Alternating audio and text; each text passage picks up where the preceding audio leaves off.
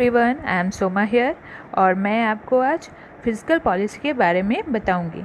तो आज ये बैंकिंग अवेयरनेस की क्लास नंबर 3 है। तो चलिए स्टार्ट करते हैं आज की क्लास। तो please like, share and subscribe, build career channel. Okay, and please leave a comment below and click on bell icon.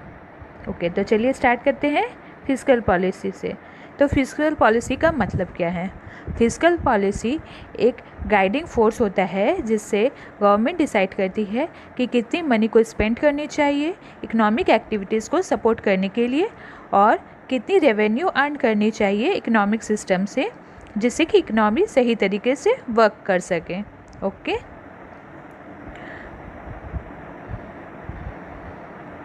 तो हिस्ट्री जान लेते हैं। क्या है फिजिकल पॉलिसी की हिस्ट्री? फिजिकल पॉलिसी को हिस्ट्री जानने से पहले आपको ये जान लेना चाहिए कि फिजिकल पॉलिसी आरबीआई के द्वारा नहीं, गवर्नमेंट ऑफ इंडिया के द्वारा इम्प्लीमेंट की जाती है। ओके, तो चलिए अब हिस्ट्री जानते हैं कि फिजिकल पॉलिसी की हिस्ट्री क्या है। फिजिकल पॉलिसी बेस्ड है जॉन मैनियार्ड केनिस की थ्योरी पे। ओके, जो कि एक ब्रिटिश इकोनॉमिस्ट हैं। उनकी थ्योरी कहती है कि लेवल ऑफ टैक्सेशन और गवर्नमेंट की एक्सपेंसेस चेंज होने पर इसका इफ़ेक्ट मार्केट की एग्रीगेट डिमांड और लेवल ऑफ इकोनॉमी पे पड़ती है। पॉलिसी का टारगेट है कि जीडीपी ग्रोथ हो 2 to 3%, नेचुरल अनएम्प्लॉयमेंट रेट हो 4 to 5%। ओके, और ये सारे टारगेट करते हैं inflation, unemployment rate and business cycle को। ओके, तो चलिए उनकी की पॉइंट्स आप देख लीजिएगा कि 2 to 3% है जीडीपी ग्रोथ होनी चाहिए 2-3%, 4 से 5% नेचुरल अनएम्प्लॉयमेंट रेट होनी चाहिए, और ये aggregate demand, resource allocation, income distribution and saving and investment को इंक्लूड करती हैं। ओके, तो चलिए अब डिफरेंस को समझ लेते हैं। फिजिकल पॉलिसी और मॉनेटरी पॉलिसी के बीच क्या डिफरेंस है? फिजिकल पॉलिसी को मैंने जैसे कहा कि गवर्नमेंट ऑफ इंडिया इम्प्लीमेंट करती है और मॉनेटरी पॉलिसी को आरबीआई इम्प्लीमेंट करती है। मॉनेटरी पॉलिसी प्राइमरी टूल है मनी सप्लाई का। ओके, और मनी सप्लाई को ये कम से कम कर इन्फ्लेशन रेट को देखने के लिए यूज़ किया जाता है। फिजिकल पॉलिसी सप्लीमेंट्री फंक्शन है।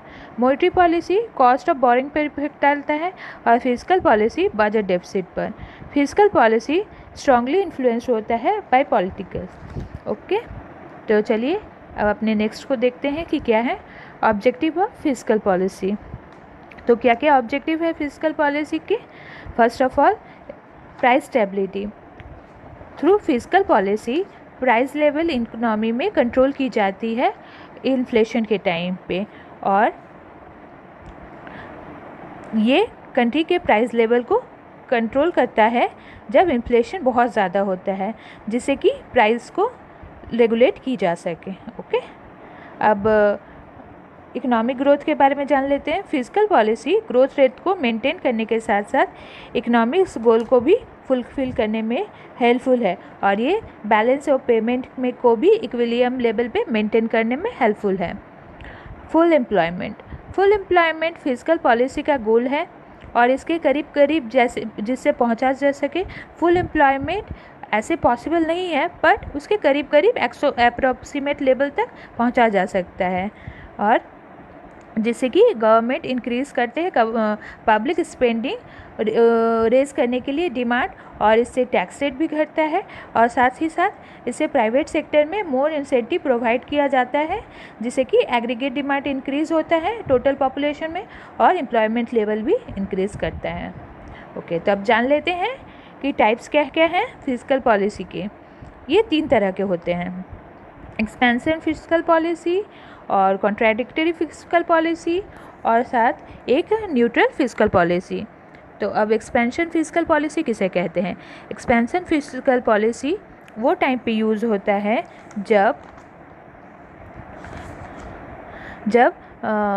डिप्रेशन की सिचुएशन होती है, तब गवर्नमेंट ज़्यादा से ज़्यादा स्पेंडिंग करती है ऑन पब्लिक वर्क्स में, जिससे कि ज़्यादा से ज़्यादा मनी इकोनॉमी में आए, और साथ ही साथ रेसिडेंट के लिए टैक्स को भी कम किया जाता है जिससे कि लोगों की परचेजिंग पावर इंक्रीज़ हो सके। ओके, और ये याद रखिएगा कि ये किस टाइम पे की जाती है, एक्सपेंशन पॉलिसी डिफ्लेशन के टाइम पे की जाती है, डिफ्लेशन की सिचुएशन में की जाती है। ओके, जो कि डिप्रेशन भी से कहते हैं, डिप्रेशन के टाइम पे की जाती है। ओके, और इसमें क्या क्या होता है, ये दोनों पॉइंट बहुत ज़्यादा इंपॉर्टेंट है। इंक्रीज़ गवर्नमेंट के एक्सपेंडिचर को इंक्रीज़ किया जाता है और टैक्स को रिड्यूस किया जाता है। ओके, तो चलिए नेक्स्ट को समझते हैं, contradictory fiscal policy. Contradictory fiscal policy में इन्फ्लेशन के टाइम पे गवर्नमेंट के द्वारा यूज़ की जाती है जिससे पब्लिक स्पेंडिंग को डिक्रीज़ कर टैक्सेशन के अमाउंट को इंक्रीज़ किया जाता है जिससे मार्केट में लोगों की स्पेंडिंग लो हो और परचेजिंग पावर भी रिड्यूस हो सके। ओके, बट फिर भी साइक्लिकल फ्लक्चुएशन इकनॉमी में होती रहती है। तो इसमें ये किस टाइम पे होता है, ये होता है इन्फ्लेशन के टाइम पे, इन्फ्लेशन के टाइम पे, इन्फ्लेशन के टाइम पे जब होता है इन्फ्लेशन। ओके, मैं सही तरह से लिख नहीं पा रही हूँ यहाँ पे, बट मैं कोशिश कर रही हूँ। तो इसमें डिक्रीज़ क्या होता है, गवर्नमेंट एक्सपेंडिचर डिक्रीज़ होता है और टैक्स रेवेन्यू इंक्रीज़ हो जाता है। ओके, तो चलिए नेक्स्ट चलते हैं। न्यूट्रल फिस्कल पॉलिसी क्या है? न्यूट्रल फिस्कल पॉलिसी एक ऐसा सिचुएशन है जिसमें ना तो इन्फ्लेशन हो और ना ही रिसेशन की सिचुएशन हो। मार्केट में गवर्नमेंट की स्पेंडिंग जस्ट अप्रोक्सीमेट, मतलब सेम लगभग सेम होती है टैक्स रिवेन्यू के। ओके, और इसलिए इसमें लेवल ऑफ इकोनॉमिक एक्टिविटी में कोई चेंज नहीं आता। Okay, demand equal to supply. इसमें क्या करते हैं हम, इसमें इन्फ्लेशन भी नहीं होता, रिसेशन भी नहीं होता, याद रखिएगा इसे। न्यूट्रल फिस्कल पॉलिसी, तो इसमें गवर्नमेंट स्पेंडिंग क्या होती है, इक्वल होती है टैक्स रिवेन्यू के। ओके, तो चलिए आज की क्लास यहीं पे ख़त्म करते हैं। Thanks for watching. Please like share and subscribe और प्लीज़ अपने कमेंट्स मुझे प्रोवाइड कीजिएगा। Thank you.